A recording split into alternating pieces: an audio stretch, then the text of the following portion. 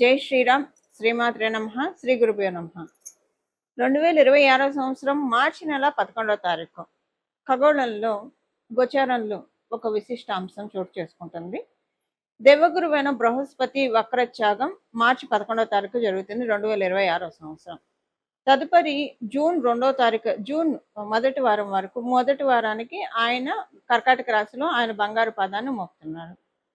ఈ వక్రత్యాగాన్ని అనుసరించి ద్వాదశ రాశుల వాళ్ళకి, ద్వాదశ లగ్నాల వాళ్ళకి కూడా ఎలాంటి ఫలితాలు ఉండబోతున్నాయో మనం ఇప్పుడు ఒక్కసారి చూద్దాము. బ్రీఫ్గా కొన్ని పాయింట్స్ తెలుసుకుందాము. దీనివల్ల ప్లస్లు ఏంటి, మైనస్లు ఏంటి, అలాగే దీనికి చేసుకోవాల్సిన పరిహారం కూడా మనం చూద్దాం. కుంభరాశి. కుంభ లగ్నంలో పుట్టిన వాళ్ళ ఈ సమయంలో కుంభరాశిలో పుట్టిన వాళ్ళకి కావచ్చు, కుంభ లగ్నంలో పుట్టిన వాళ్ళకి కావచ్చు, ఈ సమయంలో మీకు పంచమ స్థానం బలోపేతం అవుతుంది.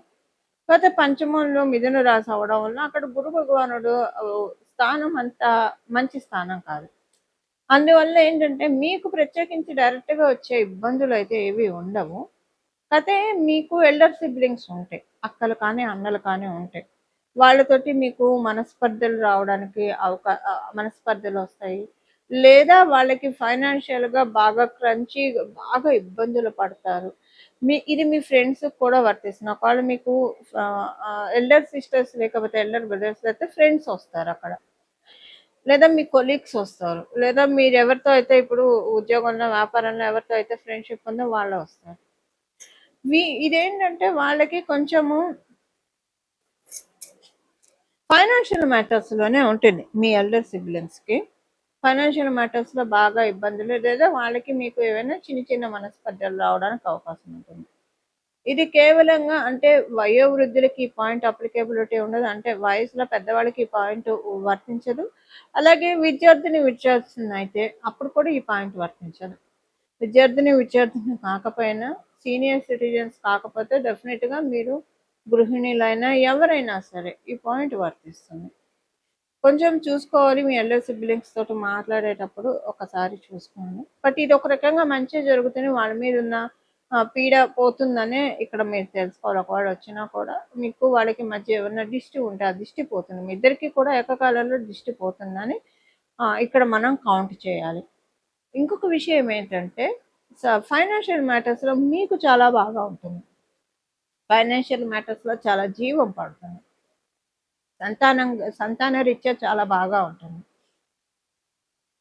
సంతాన స్థానం చాలా బలంగా ఉంది. ఇప్పుడు మీకు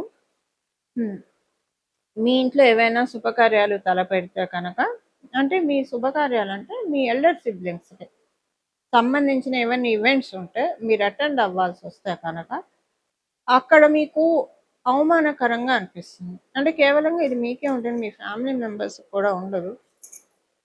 కొంచెం చూసుకోండి ఈ విషయంలో. లేదా మీ ఫ్రెండ్స్ శుభకార్యాలు ఏవైనా 3 నెలల్లో వెళ్ళా, మీ బంధువర్గంలో ఉన్న శుభకార్యాలకు వెళ్ళినా ఎందుకో మీకు అవమానకరంగా ఉందేమో అక్కడ అని అనిపిస్తుంది. అంటే గుమ్మనంగా ఉండడానికి ప్రయత్నిస్తారు కానీ కొంచెం అది ట్రిగర్ చేసినట్టు మీకు అనిపిస్తుంది. ఈ విషయంలో మీరు కొంచెం చూసుకోవాలి. అలాగే మాటల విషయంలో చాలా బాగా ఉంటుంది. కమ్యూనికేషన్స్ విషయంలో వచ్చిన ఇబ్బందులు లేవు. కొంచెం స్కేర్సిటీగా ఉంది. డబ్బులు ఆడని పరిస్థితి నుంచి కొంచెం బయటకు వస్తారు. ఫైనాన్షియల్ మ్యాటర్స్లో మాయ మాటలు చెప్పేవాళ్ళు చాలామంది ఉంటారు. చూసుకోండి. మీకు ఫైనాన్షియల్ మ్యాటర్స్లో ఎవరు మీ వాళ్ళు, ఎవరు పరాయి వాళ్ళు చూసుకొని తదనుగుణంగా మీరు ప్రవర్తిస్తే కనుక చాలా చక్కగా ఉంటుంది.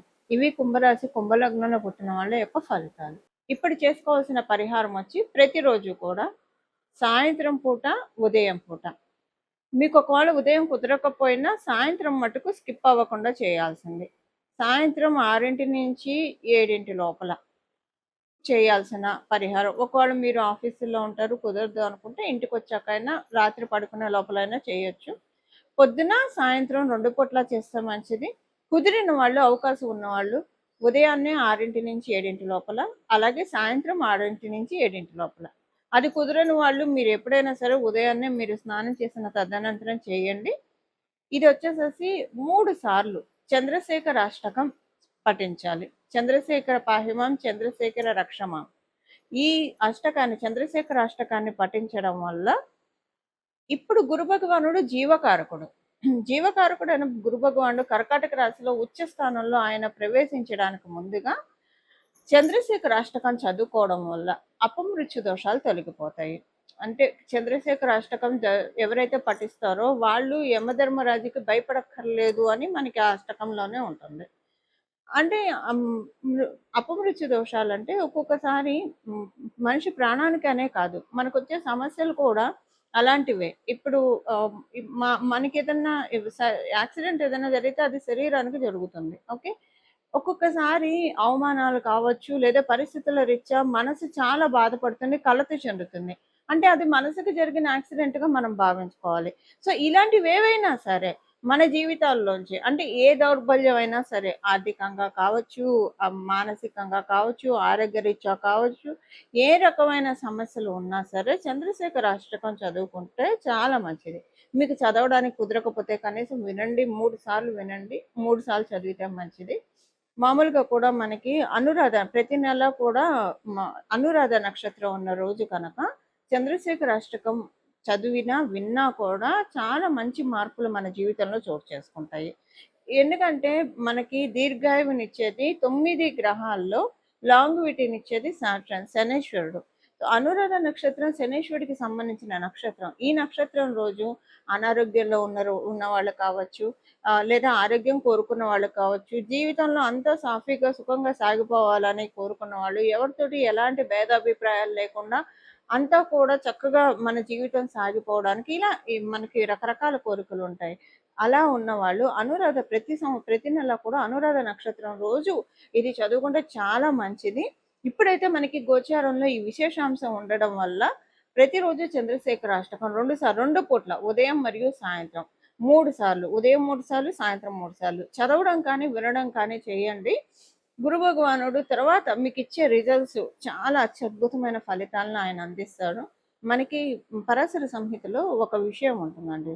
గురు భగవానుడు ఎవరికైతే లగ్నంలో ఉంటారో, వాళ్ళున్న రాశిలో కావచ్చు లేదా లగ్నంలో కావచ్చు, ఎవరికైతే ఉంటారో వాళ్ళు కనుక శూలధారికి ఒక్క నమస్కారం చేస్తే వాళ్ళకి ఉన్న అంటే వాళ్ళకి ఎవరైనా ఇబ్బందులు పెడుతున్నా, పరిస్థితుల రీత్యా ఇప్పుడు నెగిటివ్ ఎనర్జీస్ ఇబ్బందులు పెడుతున్నా, మనుషులు ఇబ్బంది పెడుతున్నా, ఎలా ఉన్నా సరే ఒక్క నమస్కారం ఆయనకి చేయడం వల్ల అవన్నీ పటాపంచలైపోతాయని మనకి పరాశర సంహితలో ఉంది.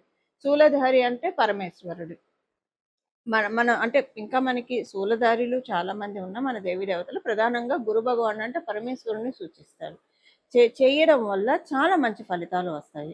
ఇప్పుడు అందరికీ జాతకంలో ఇలాంటి గ్రహస్థితి ఉండాలని ఉండదు కదా. అందరికీ గురు భగవానుడు లగ్నంలో ఉండాలని ఉండదు, వాళ్ళ రాశిలో ఉండాలని ఉండదు. ఉన్న వాళ్ళకి ఇప్పుడు ఇది చేయడం వల్ల ఇంకా నక్కతోక తొక్కినట్లే. లేని వాళ్ళు కూడా ఈ బలాన్ని తెచ్చుకోవడానికి, ఇప్పుడు మన దగ్గర ఒక వస్తువు లేకపోతే కొనుక్కొచ్చుకుంటాము. కొనుక్కొచ్చుకుంటే మనకు వస్తుంది. అసలు కొనుక్కోవడానికి డబ్బులు ఉండాలి కదా. ఆ డబ్బులు మనం సంపాదించుకుంటే ఏదైనా వస్తువు మనం కావాలంటే వస్తువు కావచ్చు, ఇల్లు కావచ్చు, స్థలం కావచ్చు, బలం కావచ్చు, వాహనాలు కావచ్చు, కొనుక్కోగలుగుతాం. సో అలా సంపాదించుకుంటే మన ఇంట్లో కూడా ఉంటుంది. అలా ఇప్పుడు మన జాతకంలో ఎవరి జాతకంలో అయినా గురు భగవానుడు లగ్నంలో కావచ్చు, రాశిలో కావచ్చు లేకపోతే దాన్ని కొనుక్కోవాలి. కొనుక్కోవడం అంటే ఏం చేయాలి? ఏం చేయక్కర్ల, మీరేం డబ్బులు ఖర్చు చేయక్కర్లా.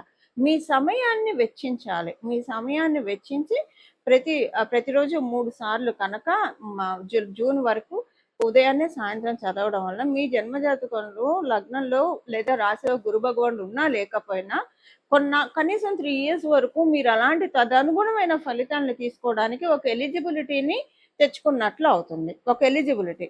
ఇప్పుడు ఏదైనా డిస్కౌంట్లో ఏమన్నా దొరుకుతున్నాయంటే అందరూ వెళ్ళి ఎలా తీసుకుంటాం, ఇలా గోచారంలో మనకి భగవంతుడు ఇస్తున్న అవకాశాన్ని మనం అందిపుచ్చుకుంటే కనుక గురుబలాన్ని చక్కగా పెంచుకోవచ్చు.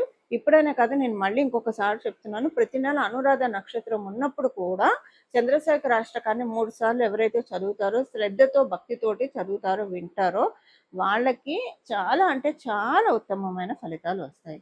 ఇలా మనందరి జీవితాల్లో మనందరం కూడా గురు భగవానుడి యొక్క అమృతపు జల్లుని, అమృతపు ఆశీస్సుల్ని తీసుకోవాలని చెప్పి మనందరి తరఫున దక్షిణామూర్తి స్వామివారిని ప్రార్థిస్తూ, పరమశివుని ప్రార్థిస్తూ మంగళం.